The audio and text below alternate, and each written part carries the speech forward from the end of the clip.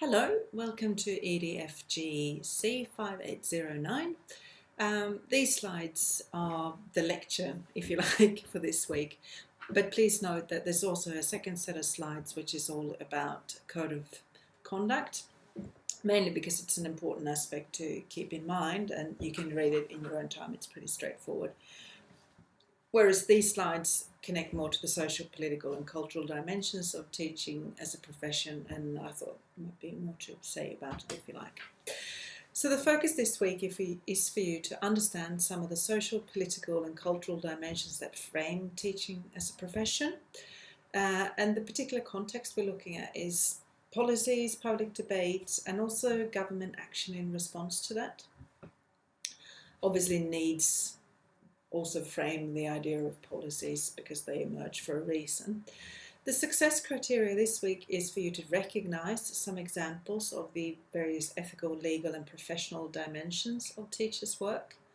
You're going to complete a reflection task, which I've put up on Moodle and which is on the next slide. And you're also going to complete a literacy test as part of the TMAG report. And I'm going to talk about that more as an example, really, of what happens in respect or in response really to debate and policies that again shape the socio-cultural and political dimensions of teaching.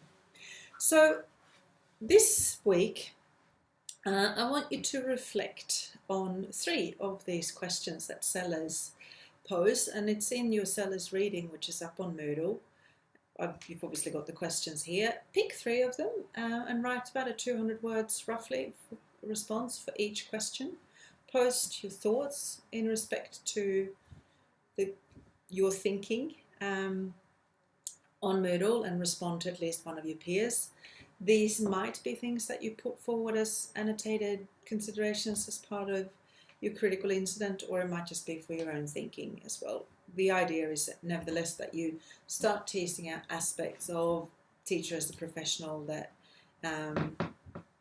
is contextualised, or that are contextualised in this whole socio-cultural political frame, and that you also start to look at your identity as a teacher, because these are considerations that you need to reflect on. And certainly if we look at the last assignment where you're putting forward your positioning statement and your identity as a teacher, these may well be some of the things that underpin that statement of what you believe in respect to teaching. So refer back to this at that time.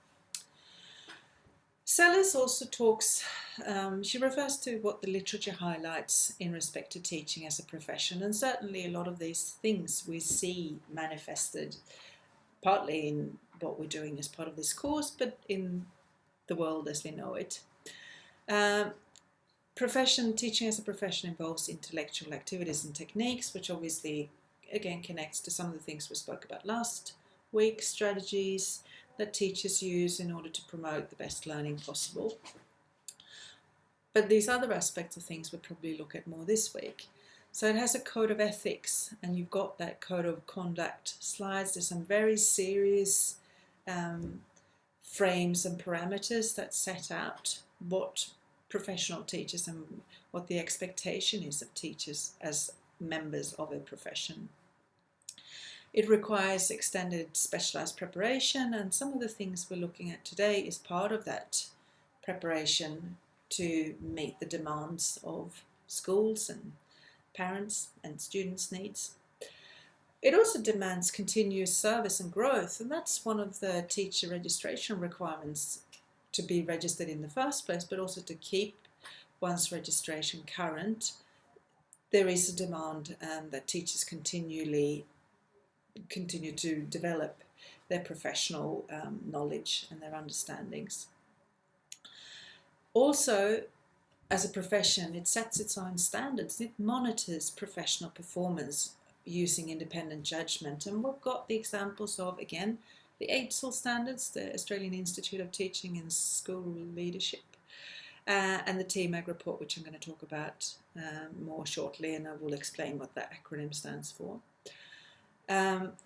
Which fits in with the idea that we're monitoring performance, that there is judgment on to what degree we're meeting this criteria, and we're going to talk about that a bit more shortly as well.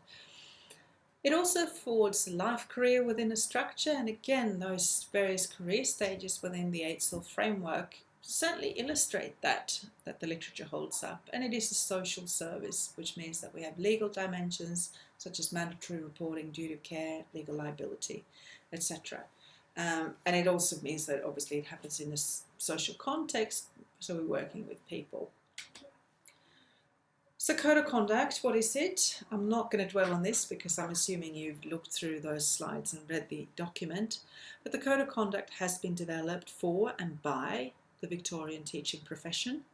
It identifies a set of principles which describe the professional conduct, personal conduct, and also professional competence that is expected of teachers by their colleagues and their community. So have a look at that in your own time. But as you do, or even before you do, I would encourage you to read pages 34 to 38 in Sellers, because I think that provides you kind of a nice theoretical dimension to where is this coming from when we're looking at literature and a scholarly input, if you like, into how that then manifests in respect to the code of conduct and the policy.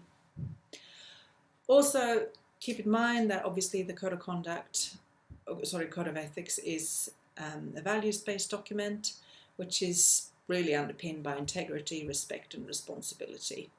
So those might be some of the aspects that you possibly connect to in respect to critical incident. Might be something in there that is worth considering. It probably is something to consider as you unpack it and look at the integrity and the responsibility of teaching as a profession.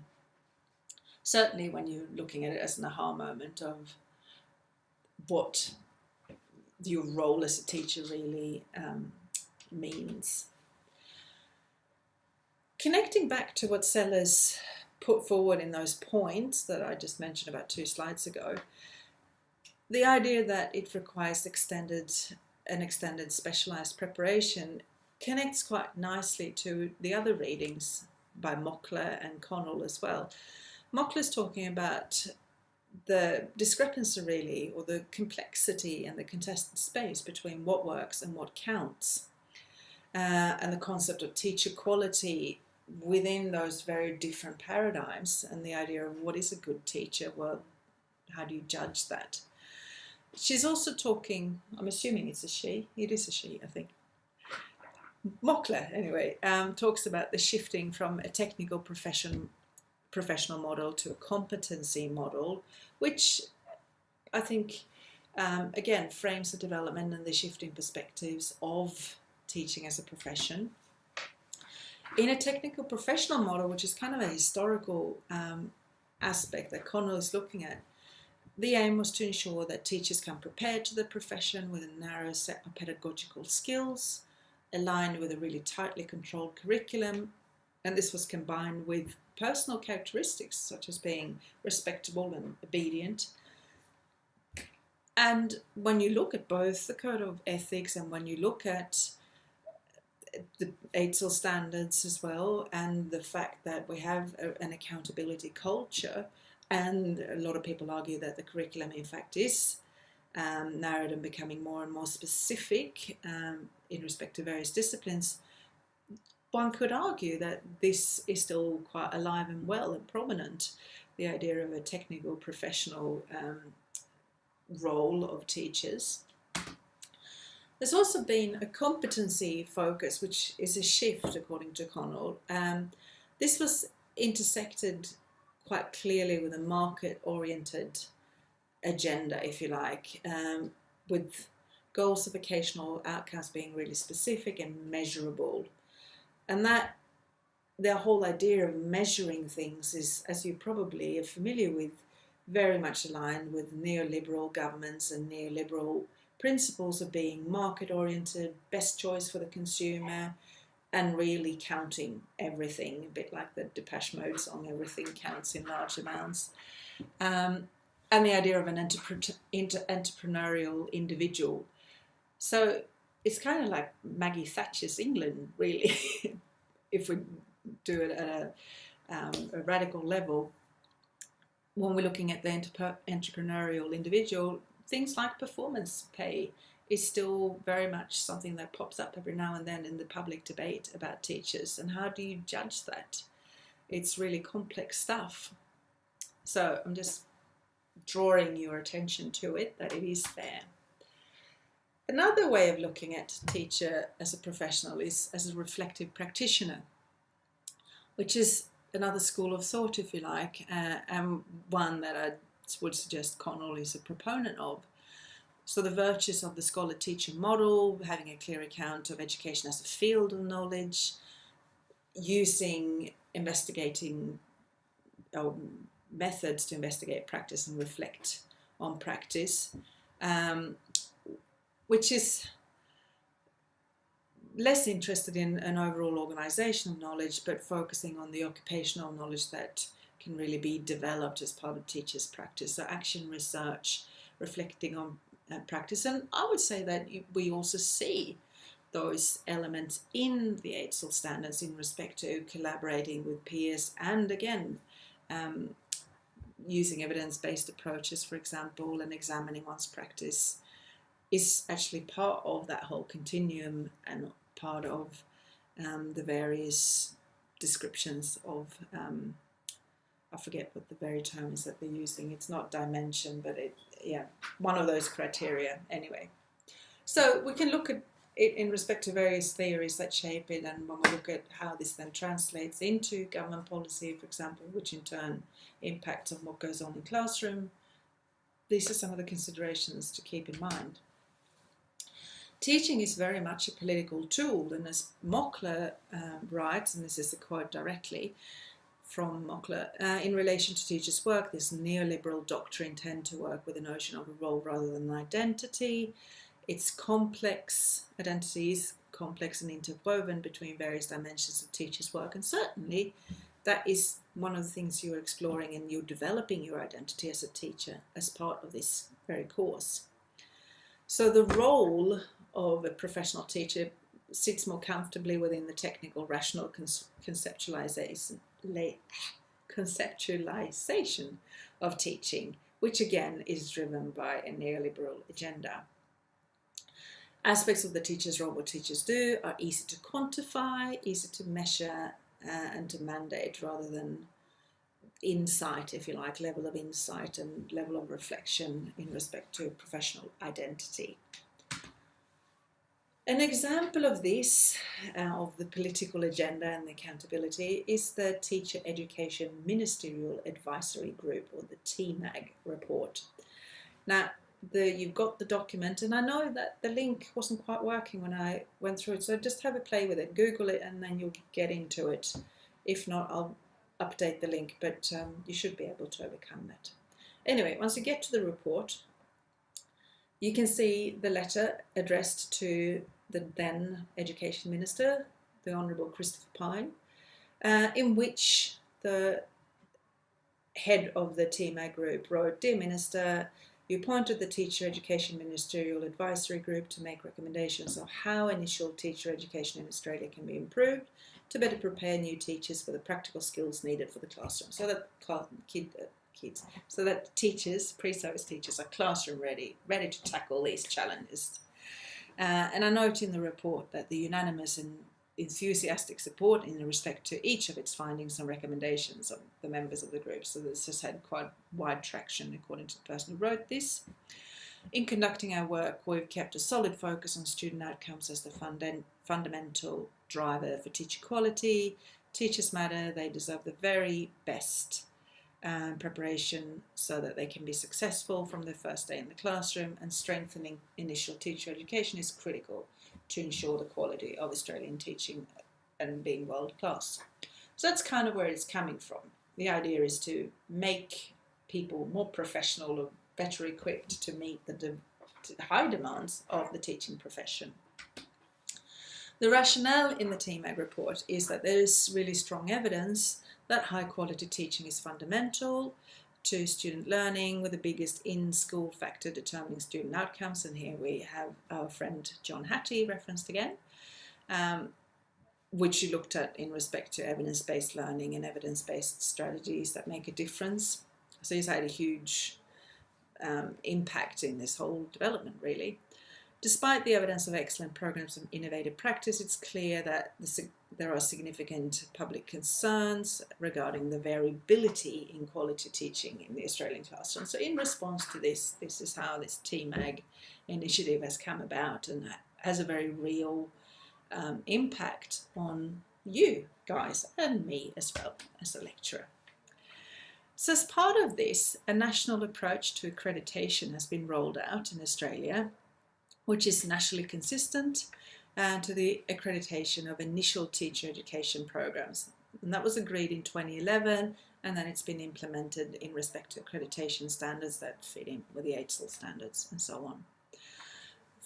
If we're looking then at the graduate career stage, it outlines the skills and capabilities that students should develop through their initial teacher education program and also complete that program to meet the qualification requirements of being a professional teacher. You can read this in your own time because it's pretty lengthy. Basically, I've just copied a section from the TMAG report in there. But the professional standards and the accreditation standards have been really important in establishing clear criteria for the skills and the knowledge that graduates are expected to be able to demonstrate after they've completed their initial teacher education. So what's the plan then? Well, the TMAG report has put forward some action to improve the quality of teachers in Australian schools, and it begins with when they first are prepared for the profession. Again, they connect back to the public concern, and we can see various news clippings and debates in some of the press that has kind of prompted this response in politicians. And also, actually, if we look at a wide level, in one of the readings it mentions the OECD standards and this concern about quality teaching from a world point of view, and that fits in with the idea of human capital and preparing our future generations. Again, kind of a neoliberal approach. So how programs are developed and assessed and how entrance to programs are selected are two of the key determinants of the quality of initial teacher education in Australia. And you're obviously already in a teaching program, but these are kind of watch this space. There are changes happening as we speak. Now, the TMAG group made 38 recommendations, and the very first of those is that the standards of the quality of the initial teacher education needs to be set high, and programs are to be rigorously assessed and requirements made transparent, which is again why those AITSL standards, for example, are quite handy.